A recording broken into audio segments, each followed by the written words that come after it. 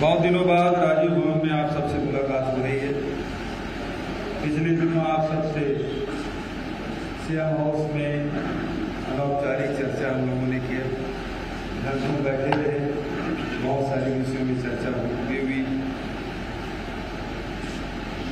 Monsoon का आगमन हो चुका है, किसान अपने खेतों में व्यस्त हैं। बुआई और रोपाई का काम गति मिली है। नदी नालों में पर्याप्त पानी है, हमारे बांधों में भी पर्याप्त पानी संग्रहित हो चुके हैं। इस साल फसल अच्छी होने की संभावना है। उसके साथ साथ हमारे कृषि और सहकारिता विभाग ने जो तैयारी की है, सभी सोसाइटियों में खाद बीज की पर्याप्त मात्रा में उपलब्धता, ऋण की उपलब्धता की जा चुकी है। और इसी के साथ साथ एक क्रांतिकारी कदम छत्तीसगढ़ सरकार ने उठाया है, जिसकी चर्चा पूरे देश में है। वो है गौठान समिति के माध्यम से गोबर खरीदने, और इसमें पूरे देश की चर्चा हो रही, पत्रकार मित्रों के बीच ज़्यादा ही चर्चा है। तो गोबर खरीदने के लिए आज मंत्रिमंडलीय समिति जो बनाया थी चौबे जी की अध्यक्षता में, वो चल रही है। बहुत जल्दी रिपोर्ट को सबमिट करेंगे और मुझे भी बड़ी उत्सुकता है उस रिपोर्ट की। तत्काल बाद हम कैबिनेट की मीटिंग करेंगे और रेट तय होगा, क्योंकि रेट के बारे में सभी लोगों को उत्सुकता है कि गोबर का रेट क्या होगा। तो उत्सुकता भी बहुत जल्दी समाप्त होगी और उन लोगों के हाथ में पैसा जाएगा जिनके पास कुछ भी नहीं। छत्तीसगढ़ सरकार ने जहां एक तरफ किसानों को राजीव गांधी न्याय योजना के माध्यम से 21 मई को प्रथम किस्त हम लोगों ने दिया है, 4 किस्त में ये राशि देने का फैसला किया है। दूसरा किस्त 20 अगस्त को रावल जी के जयंती के अवसर पर देंगे। उसके बाद वो किस्त और किसानों को मिलेगा।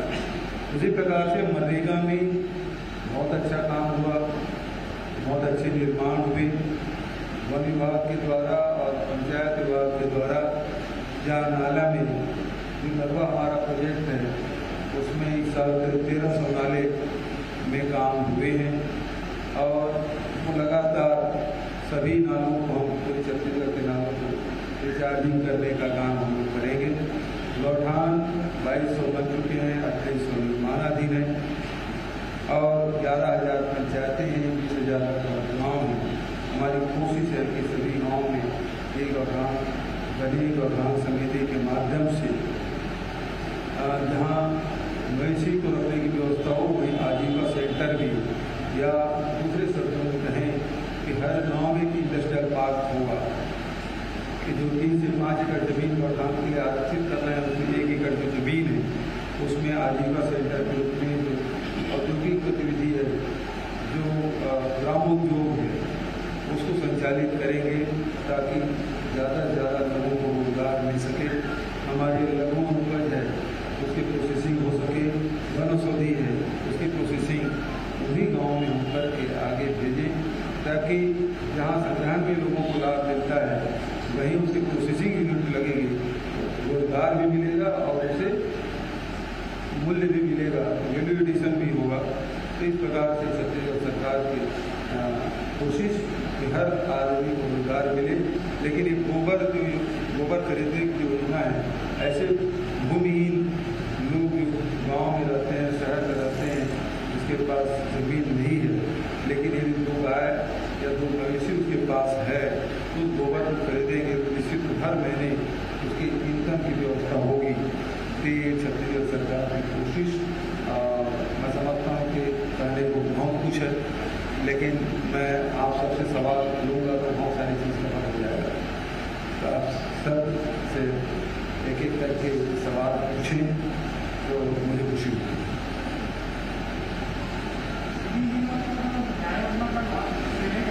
अजय हाँ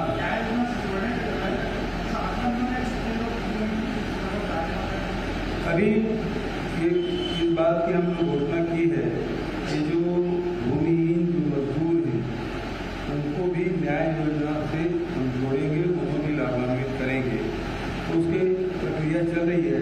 चीफ सेक्रेटरी की अध्यक्षता में कमेटी बनी है और लोग अध्ययन कर रहे हैं तो उसकी संख्या कितनी है और किस प्रकार से लाभान्वित करें, तो पूरे कार्यक्रम की रूपरेखा अभी चीफ सेक्रेटरी की अध्यक्षता में चल रही है।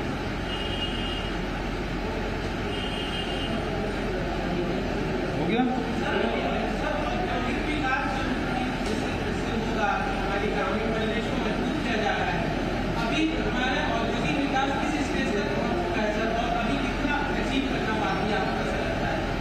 देखिए, छत्तीसगढ़ में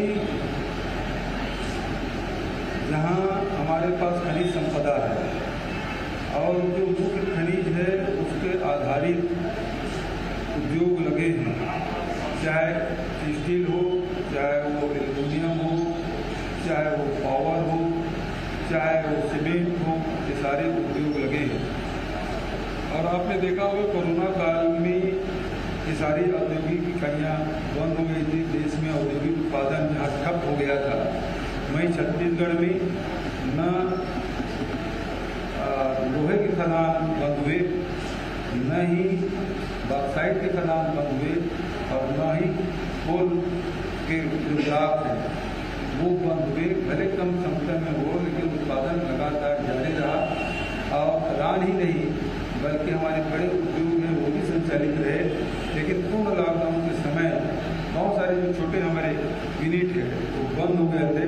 लेकिन मुझे इस बात की प्रसन्नता है कि 23 अप्रैल को सबसे पहले देश में हमारे छत्तीसगढ़ में उत्पादन शुरू हुआ और मई महीने में हमारे सर्वाधिक उत्पादन का रिकॉर्ड छत्तीसगढ़ का रहा है। औद्योगिक उत्पादन का अभी भी 7% जो उद्योग हमारे संचालित हो रहे हैं और 80% क्षमता के साथ संचालित हो रहे हैं, क्योंकि जैसे जैसे डिमांड होगी उत्पादन क्षमता बढ़ेगा। तो हमारे यहाँ इकाइयों में काम तो चल रहे हैं, लेकिन हम ग्राम उद्योग को भी हम जोड़ना चाहते हैं गौठान के माध्यम से और उसके माध्यम से लोगों को रोजगार देना चाहते हैं।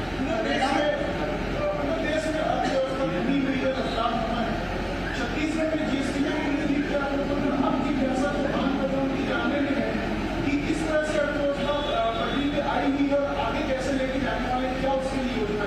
देखिए, आपको स्मरण होगा कि जब कोरोना काल में जब यहाँ हिंदुस्तान आ चुका था तब मध्य प्रदेश में सरकार बनाने में लगे हुए थे, ट्रंप के स्वागत करने में लगे थे। उस समय राहुल जी लगातार सचेत कर रहे थे कि कोरोना का आगमन हिंदुस्तान में हो चुका है और इसे हमको रोकना चाहिए। उस समय सरकार दूसरे कार्य में व्यस्त रही, लेकिन उसकी चेतावनी की तरफ ध्यान नहीं दिया। आज विकराल रूप में जो कोरोना दिखाई दे रहा है, यदि समय रहते यदि विदेशी यात्रियों को या इंटरनेशनल फ्लाइट को हम रोक लेते या आ रहे थे उसे होम क्वारंटाइन या पेड क्वारंटाइन में रख लेते तो आज स्थिति इतनी भयावह नहीं। उसी समय में जब लॉकडाउन हुआ उस समय भी राहुल जी ने कहा था कि इससे देश की अर्थव्यवस्था पे बहुत विपरीत प्रभाव पड़ेगा, हमें अपने व्यापारिक और औद्योगिक गतिविधि संचालित करते रहना है। और तब ने देखा कि किस प्रकार से करोड़ों लोग सड़कों पे चले और क्या दृश्य हिंदुस्तान में कभी शायद ऐसा दृश्य नहीं देखा जो दृश्य हम लोगों ने वर्तमान पीढ़ी ने जो देखा है वो कभी नहीं भुलाया जा सकता। ये दृश्य देखे हैं, लेकिन छत्तीसगढ़ सरकार ने, आपको याद होगा कि मनरेगा का काम हमने कभी बंद नहीं किया। लॉकडाउन की स्थिति में भी हम संचालित करते रहे। बहुत सारे लोग PIL भी लगाए, हाईकोर्ट भी गए, लेकिन हम उधर भी जवाब देते रहे। लेकिन मनरेगा का काम नहीं बंद किया। एक समय ये था कि देश में सर्वाधिक मनरेगा मजदूर छत्तीसगढ़ में कार्यरत थे और ये भी प्रसन्नता का विषय है कि हम तत्काल 15 दिन के अंदर में सब लोगों का भुगतान कर दिए। ये कि शिकायत भुगतान के मामले में नहीं मिला है, जबकि पिछले सरकार की स्थिति ये रही है कि पिछली सरकार तो चली गई, उसका भुगतान को हमारी सरकार को करना पड़ा। 2-2, साल तक के मनरेगा मजदूरों के भुगतान नहीं हुए थे। लोगों का विश्वास हो गया था। जब मनरेगा काम जाने की बात करते थे तो बोले भुगतान ही नहीं होता तो फिर जाने का मतलब क्या है। तो मनरेगा से विश्वास उड़ गया था। अभी हमारी सरकार ने मनरेगा में 26 लाख मजदूर काम किए, जो रिकॉर्ड है छत्तीसगढ़ में। 15 लाख से कभी अधिक काम नहीं किए थे। इस साल 26 लाख मजदूरों ने काम किया है। एक पत्रकार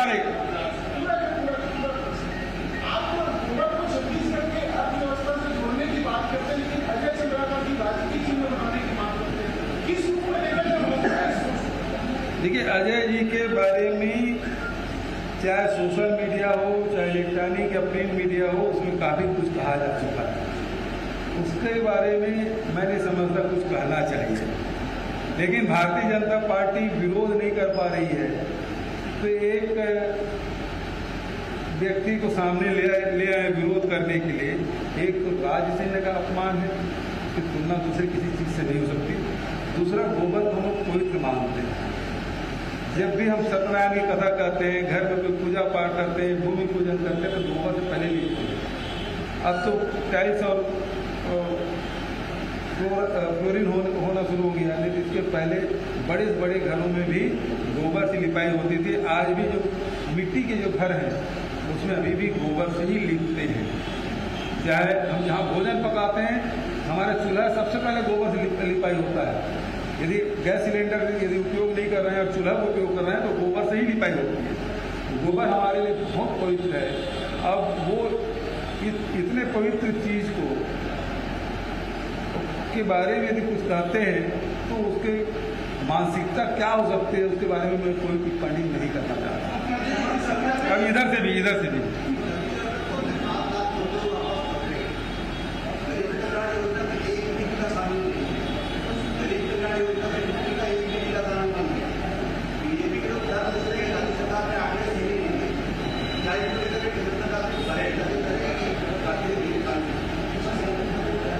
देखिए, ये मांग कर नहीं पा रहे हैं।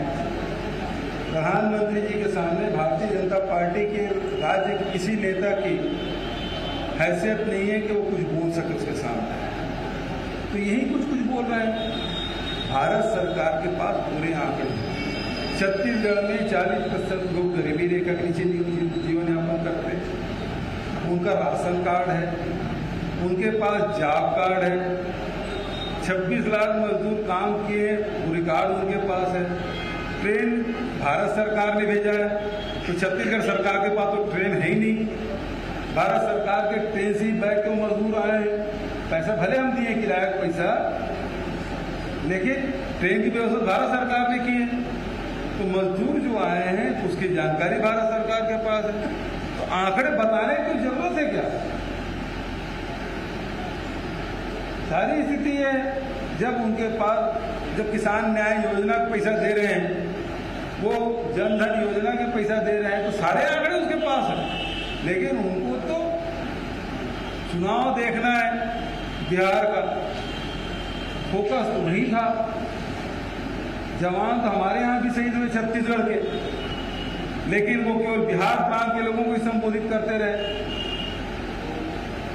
यहाँ के बारे में एक शब्द नहीं कहा। तो उनका फोकस पूरा चुनाव ही रहता है। एक एक गतिविधि है चुनाव से जुड़े हुए होते हैं। तो ये भारतीय जनता पार्टी के लोगों से मेरा इतना कहना है, सभी यहाँ की जनता ने 9 सांसद चुन के भेजे हैं, कम से कम वो लिख के दे। राष्ट्रीय उपाध्यक्ष है, वो प्रधानमंत्री से आग्रह करें कि भाई यहाँ गरीब कल्याण योजना छत्तीसगढ़ को जोड़ा जाना चाहिए। हमने पत्र लिखा है और ये भी भारत सरकार को पता है कि 28 में से 10 जिले हैं वो आकांक्षी जिले हैं। ये पैरामीटर भारत सरकार ने तय किया है, छत्तीसगढ़ सरकार ने नहीं तय किया है।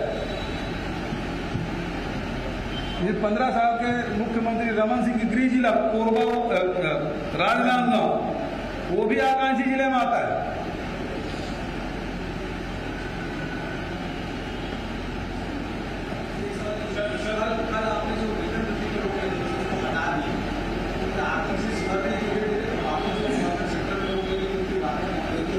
फिर से रिपीट करें।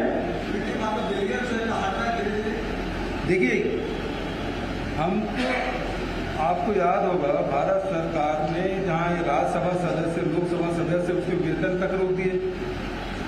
इनके जो MP लेट के जो पैसा मिलता था उसको 2 साल के लिए रोक दिए। केंद्रीय कर्मचारियों ने 30% कटौती कर दी। 6 राज्यों ने 30% कटौती कर दी। छत्तीसगढ़ उन राज्यों में से एक है जो अपने कर्मचारियों को वेतन में कटौती नहीं की। लेकिन आपको पता है कि मार्च में जैसे लॉकडाउन हुआ, मार्च, अप्रैल, मई में बिल्कुल ही हमारे पास राजस्व की वसूली नहीं हुई। ऐसी स्थिति में देख के ये फैसला लिया गया था कि इसमें जो वित्तीय भार आएगा, चाहे वो शिक्षा कर्मी के संविलियन की बात हो, चाहे जो 15,000 शिक्षक के जो चयन हो गए उसके ज्वाइन कराने की बात हो, ये सारे इसलिए रोका गया कि आखिर ज्वाइन भी करा दोगे तो प्रबंध देने के लिए पैसा चाहिए ना। खजाना खाली भारत सरकार से मांग कर रहे थे, हमने मांग किया कि हम 30,000 करोड़ रुपया दिया जाए, लेकिन दिया नहीं भारत सरकार ने। तो पेट्रोल के दाम बढ़ाते रहे।